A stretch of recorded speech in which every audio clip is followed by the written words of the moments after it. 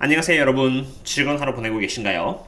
오늘은 단기간적으로 나스닥의 시황, 인플레이션, 그리고 인플레이션을 해칭하는 수단에 대해서 한번 알아보도록 하겠습니다. 참고로 시간이 없으신 분들이 있을까봐 결과만 먼저 말씀드리자면은 인플레이션을 해칭하는데 가장 효과적인 수단은 금, 에너지 관련주라는 것을 말씀드립니다. 왜 그런가에 대해서 궁금하시다면 영상을 봐주시면 감사하겠습니다. 조금 어려운 내용이긴 하나 제가 최대한 풀어서 설명을 했으므로 최소한 조금은 도움이 되리라 생각합니다. 그럼 시작하겠습니다. 가장 먼저 5월 28일날은 개인 소비 지출 물가 지수라고 해서 PCE 지수가 발표되는 날입니다. 개인 소비 지출 물가 지수는 이렇게 보시면 2.9% 정도가 될 것으로 예측이 되고 있는데요. 보시면 과거 어느 때보다 높은 예측치를 보여주고 있습니다. 제 생각입니다만 만약 이 예측치 이상의 지표가 나온다면은 개개인이 소비를 잘하고 있고 이것은 경기가 제법 개선되었다는 뜻을 담고 있기 때문에 인플레이션에 대한 우려로 주가가 조정받을 가능성이 높다고 봅니다. 다만 만약에 개인 소비 지출 물가지수가 이렇게 예상치 밑으로 떨어진다면은 사람들의 소비가 생각보다 덜하고 경제가 아직 회복이 덜 됐다는 뜻으로 받아들일 수 있겠죠. 그렇게 되면 인플레이션이 오기에는 아직 좀 시간이 남았다는 뜻으로 간주되어 주가가 조금 더 좋은 모습을 보일 가능성이 크다고 생각합니다. 주식을 하고 있는데 이렇게 개인 소비 지출 PCE까지 신경을 써야 하느냐라는 궁금증을 갖고 계실 수 있습니다. 사실 평소 같았으면 그렇게 신경 쓸 필요는 없다고 봅니다. 그런데 지금은 다르죠. 왜냐면은 코로나로 인해서 이렇게 전 세계적으로 돈의 유동량이 엄청나게 상승했다는 것을 그림만 보셔도 알 수 있습니다. 미국 연준에서 7.17 트릴리언 달러에 달하는 돈을 찍어내서 양적 완화를 실시했고요. 돈의 양이 급격히 늘어나게 되면서 미국 달러 지수는 이렇게 꾸준히 하락하는 모습을 보이게 된 것입니다. 참고로 여러분 기억하실지 모르겠는데 코로나가 터지면서 경제 위기설이 퍼졌고요. 가장 안전한 자산은 달러라고 하면서 달러의 값이 폭발적으로 올라간 것을 기억하고 계신가요? 여기 보시면 이렇게 달러가 단순간에 이렇게 크게 올라간 것을 보실 수 있습니다. 달러의 가격이 이렇게 올라가니까 상대적으로 달러보다 큰 리스크를 갖고 있는 주식시장은 매력도가 떨어져서 코로나의 영향과 함께 크게 폭락을 하게 되었죠. 그런데 지금은 어떤가요? 달러의 가격은 바닥을 이렇게 기고 있고요. 나스닥, 다우지수, S&P 500 전부 다 이렇게 굉장히 높은 위치에 있다는 것을 볼 수 있습니다. 연준이 금리, 즉 인트레스트 레이트를 0에서 0.25까지 최대한 낮추었고요. 제가 만든 DCF 밸류에이션에서 금리의 영향에 따라서 적정 주가가 어떻게 올라갔다 내려갔다 하는지를 보여드린 바 있습니다. 처음 오셨을 수도 있는 분들을 위해서 한 번 더 보여드리자면은 지금 금리와 가장 밀접한 연관을 갖고 있는 부분이 바로 이 디스카운트 레이트라는 부분입니다. 이것을 할인율이라고 하는데 금리가 올라가면은 이 디스카운트 레이트가 올라가고요. 금리가 떨어지면 디스카운트 레이트가 떨어집니다. 지금 제가 디스카운트 레이트로 이렇게 10%를 줘놓은 상태입니다. 이것은 꽤나 보수적인 숫자로 10%로 인해서 적정 주가는 이렇게 57.60달러라는 것을 볼 수 있으며 앞으로 상승할 수 있는 포텐셜은 38.09% 정도 남아있다는 것을 보실 수 있습니다. 참고로 이것은 비아콤에 대한 적정 주가이며 그저 예시일 뿐이라는 점 말씀드립니다. 지금 이렇게 비아콤의 주가가 앞으로 38.09% 정도 더 상승할 수 있다는 것을 보실 수 있을 텐데요. 만약에 제가 디스카운트 레이트, 즉 금리를 말하는 이 디스카운트 레이트를 낮추면은 어떤 모습을 보여줄까요? 제가 이 디스카운트 레이트를 10%에서 9%로 낮춰보도록 하겠습니다.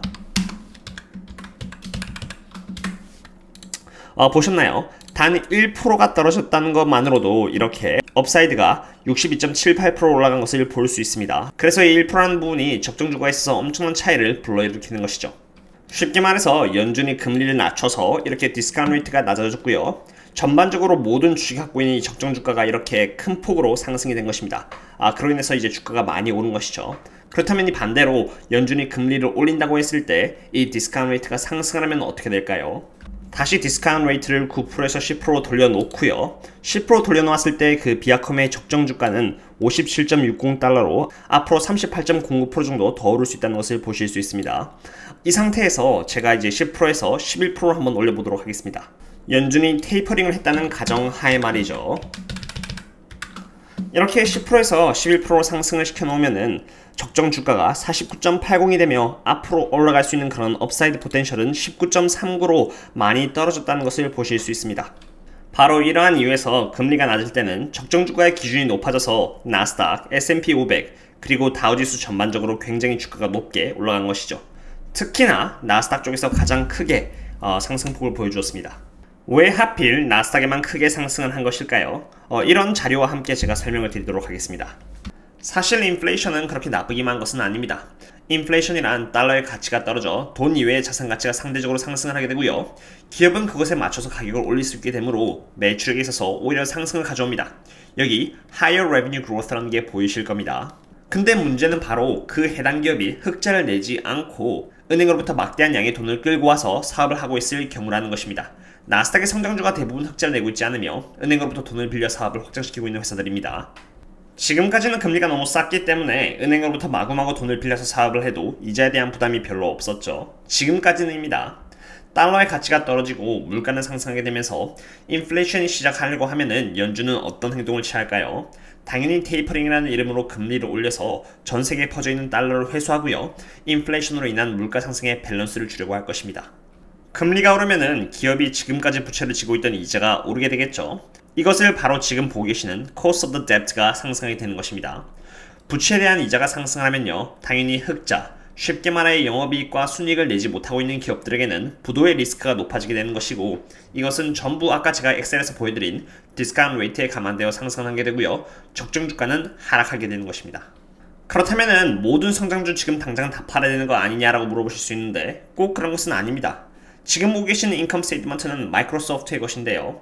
여기 자세히 보시면은 영업이익과 순이익은 매년 이렇게 상승하는 모습을 보여줘 왔습니다. 즉, 이 기업은 흑자라는 기업입니다. 그리고 마이크로소프트가 갖고 있는 현금과 부채를 한번 보시면은 현금은 136.53 빌리언 달러이고요. 부채는 약 67.25 빌리언 달러로 그렇게 많지가 않습니다. 현금이 훨씬 더 많기 때문에 부채에 대한 이자는 그렇게 영향이 적다는 뜻이 되겠죠.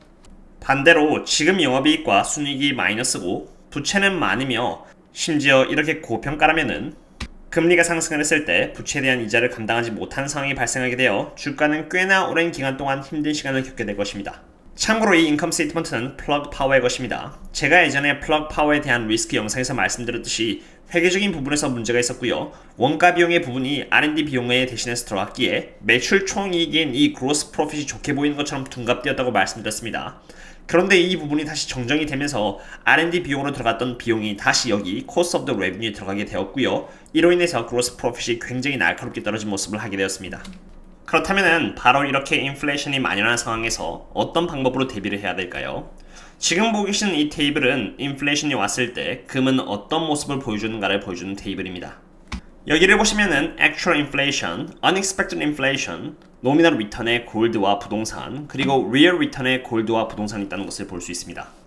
왼쪽을 보시면 연도별로 이렇게 쭉 나열되어 있는 것을 볼 수 있는데요. 인플레이션이 일어났던 시기는 1940년도에서 49년대고요. 1970년도에서 1979년대입니다.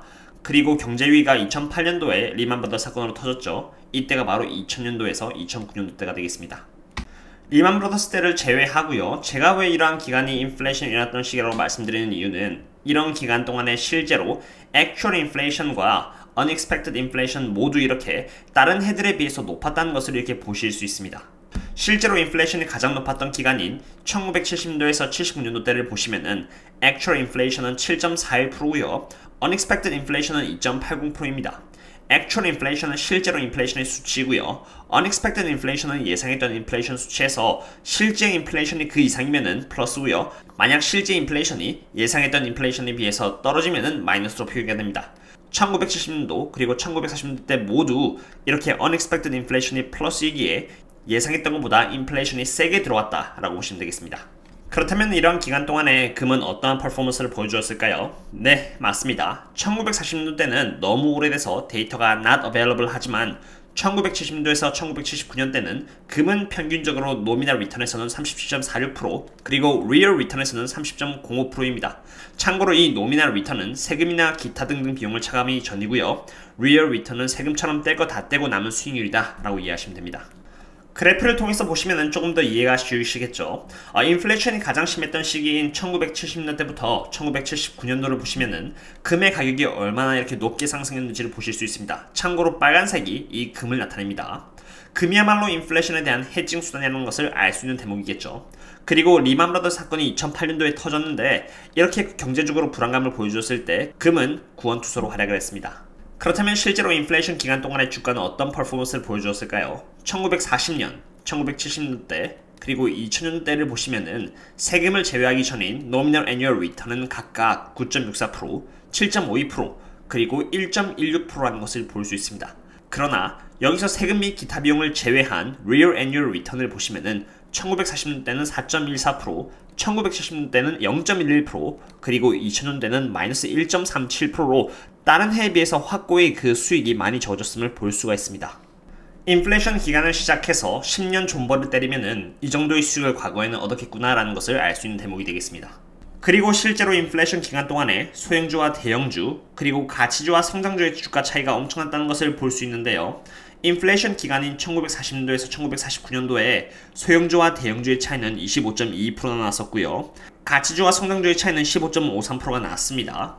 그리고 1970년도에서 1979년도에는 8.09% 그리고 13.03%로 다른 기간들이랑 대비를 해본다면 그렇게 괴리감이 심하지 않다는 것을 볼 수 있습니다.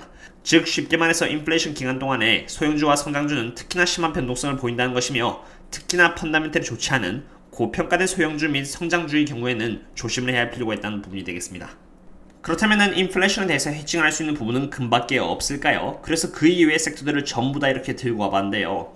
이 중에서 가장 눈에 띄는 부분은 바로 에너지 섹터입니다. 인플레이션이 심했던 기간인 1940년도와 1970년도를 보시면은 에너지 주가의 퍼포먼스가 다른 섹터에 비해서 꽤나 괜찮았다는 것을 볼 수 있습니다. 그리고 2010년도에서 2019년은 인플레이션이 이렇게 상대적으로 그렇게 심하지 않았던 기간으로 금리가 낮았던 만큼 에너지 퍼포먼스는 그렇게 좋지 않았습니다. 그러므로 인플레이션을 효과적으로 해칭할 수 있는 수단은 에너지 또한 될 수가 있다고 생각합니다.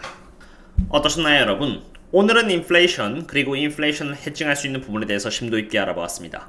돈이 풀린 만큼 실제로 이렇게 인플레이션이 과거와 같이 꾸준히 밀고 들어올지 아니면 잠깐으로 끝날지는 아무도 모릅니다.